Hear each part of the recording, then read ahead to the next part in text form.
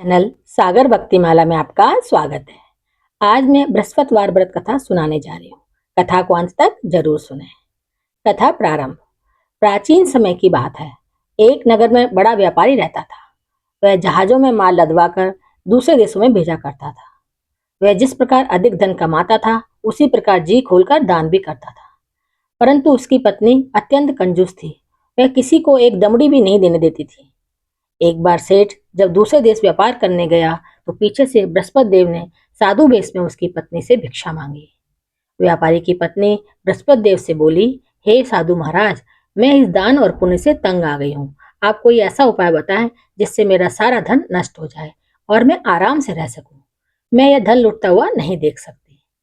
बृहस्पति देव ने कहा, हे देवी, तुम बड़ी विचित्र हो। संतान और धन से कोई दुखी होता है? अगर अधिक धन है तो इसे शुभ कार्य में लगाओ। कुंवारी कन्याओं का विवाह कराओ, विद्यालय बनवाओ, बाग बगीचों का निर्माण कराओ। ऐसे पुण्य कार्य करने से तुम्हारा लोक और परलोक दोनों सुधर जाएगा।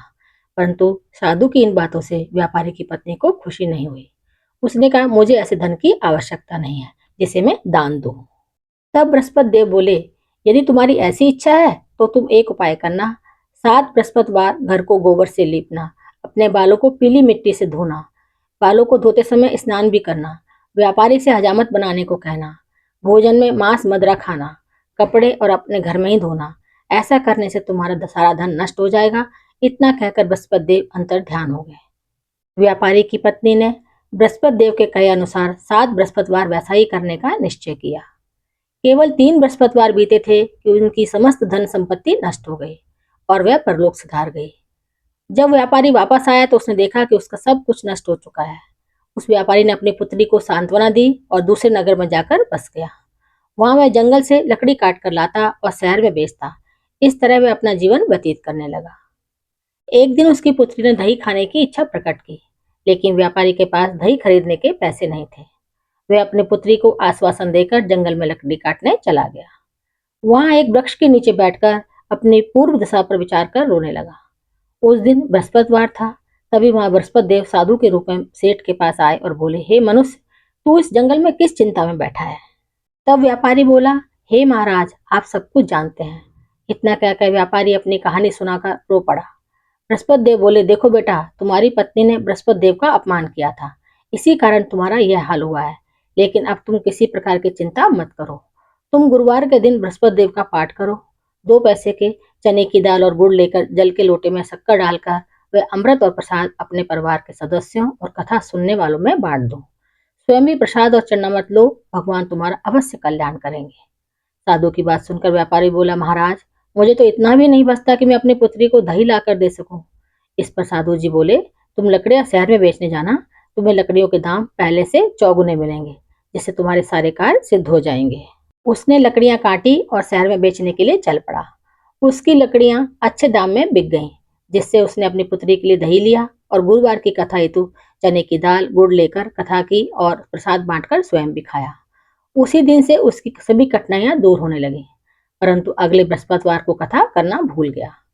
अगले दिन वहां के राजा ने एक बड़े यज्ञ का आयोजन कर पूरे नगर के लोगों के लिए भोज का आयोजन किया। राजा की आज्ञा अनुसार पूरा नगर राजा के महल में भोज करने गया, लेकिन व्यापारी व उसकी पुत्री तनिक विलंब से पहुंचे। अतः उन दोनों को राजा ने महल में ले जाकर भोजन कराया। जब वे दोनों लौटकर आए तब रानी ने देखा कि उसका खूंटी पर हार टंगा गायब हो गया है। रानी को व्यापारी और उसकी पुत्री पर संदेह हुआ। उसका हार उन दोनों ने ही लिया है, उन्होंने ही चुराया है। राजा की आज्ञा से उन दोनों को कारावास की कोठरी में कैद कर दिया गया। कैद में पड़कर दोनों अत्यंत दुखी हुए। वहां उन्होंने बृहस्पति देवता का स्मरण किया। बृहस्पति देव ने प्रकट होकर व्यापारी को उसकी भूल का आभास कराया और उन्हें सलाह दी कि गुरुवार के दिन कैद खाने के दरवाजे पर तुम्हें 2 पैसे मिलेंगे। उससे तुम चने और मुनक्का मंगवाकर विधि पूर्वक बृहस्पति देवता का पूजन करना। तुम्हारे सब दुख दूर हो जाएंगे। बृहस्पतिवार को कैद खाने के द्वार पर उन्हें 2 पैसे मिले। बाहर सड़क पर एक स्त्री जा रही थी। व्यापारी ने उसको बुलाकर कहा, मुझे गुड़ और चने की दाल ला दो। इस पर वह स्त्री बोली, मैं अपनी बहू के लिए गहने लेने जा रही हूँ, मेरे पास समय नहीं है। इतना कहकर वह चली गई। थोड़ी देर बाद वहां से एक और स्त्री निकली। व्यापारी ने उसे बुलाकर कहा कि हे बहन, मुझे बृहस्पतिवार की कथा करनी है, तुम मुझे 2 पैसे की गुड़ और चने की दाल ला दो। बृहस्पति देव का नाम सुनकर वह स्त्री बोली, भाई, मैं तुम्हें अभी गुड़ चना लाकर देती हूँ। मेरा इकलौता पुत्र मर गया है, मैं उसके लिए कफन लेने जा रही थी। लेकिन मैं पहले तुम्हारा काम करूंगी, उसके बाद अपने पुत्र के लिए कफन लाऊंगी। वह स्त्री बाजार से व्यापारी के लिए गुड़ चना ले आई और स्वयं भी बृहस्पति देव की कथा सुनी। कथा के समाप्त होने पर वह स्त्री कफन लेकर अपने घर गई। घर पर लोग उसके पुत्र की लाश को राम नाम सत्य कहते हुए शमशान ले जाने की तैयारी कर रहे थे। स्त्री बोली, मुझे अपने लड़के का मुख देख लेने दो। अपने पुत्र का मुख देखकर उस स्त्री ने उसके मुंह में प्रसाद और चरणामृत डाला। प्रसाद और चरणामृत के प्रभाव से वह पुनः जीवित हो गया। पहली स्त्री जिसने बृहस्पति देव का निरादर किया था, वह अपने पुत्र के विवाह हेतु पुत्र वधू के लिए गहने लेकर लौटी और जैसे ही उसका पुत्र घोड़ी पर बैठकर निकला, वैसे ही घोड़ी ने ऐसी उछाल मारी कि वह घोड़ी से गिरकर मर गया। यह देख स्त्री रो रोकर बृहस्पति देव से क्षमा याचना करने लगी। उस स्त्री की याचना से बृहस्पति देव साधु के वेश में वहां पहुंचकर कहने लगे, देवी, तुम्हें अधिक विलाप करने की आवश्यकता नहीं है। यह बृहस्पति देव का अनादर करने के कारण हुआ है।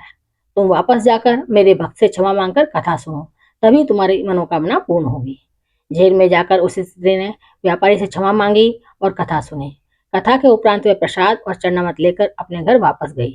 घर आकर उसने चरणामृत अपने पुत्र के मुंह में डाला। चरणामृत के प्रभाव से उसका पुत्र भी जीवित हो उठा। उसी रात बृहस्पति देव राजा के सपने में आए और बोले, हे राजन, तूने जिस व्यापारी और उसकी पुत्री को जेल में कैद कर रखा है, वह बिल्कुल निर्दोष है। तुम्हारी रानी का हार वहीं खूंटी पर टंगा है। दिन निकला तो राजा रानी ने हार खूंटी पर लटका हुआ देखा। राजा ने उस व्यापारी और उसकी पुत्री को रिहा कर दिया और उन्हें आधा राज देकर उसकी पुत्री का विवाह उच्च कुल में करवाकर दहेज में हीरे जवाहरात दिए। इस प्रकार बृहस्पति देव की कृपा से सब कुछ ठीक हो गया। मेरे चैनल को सब्सक्राइब, शेयर और लाइक जरूर करें। धन्यवाद।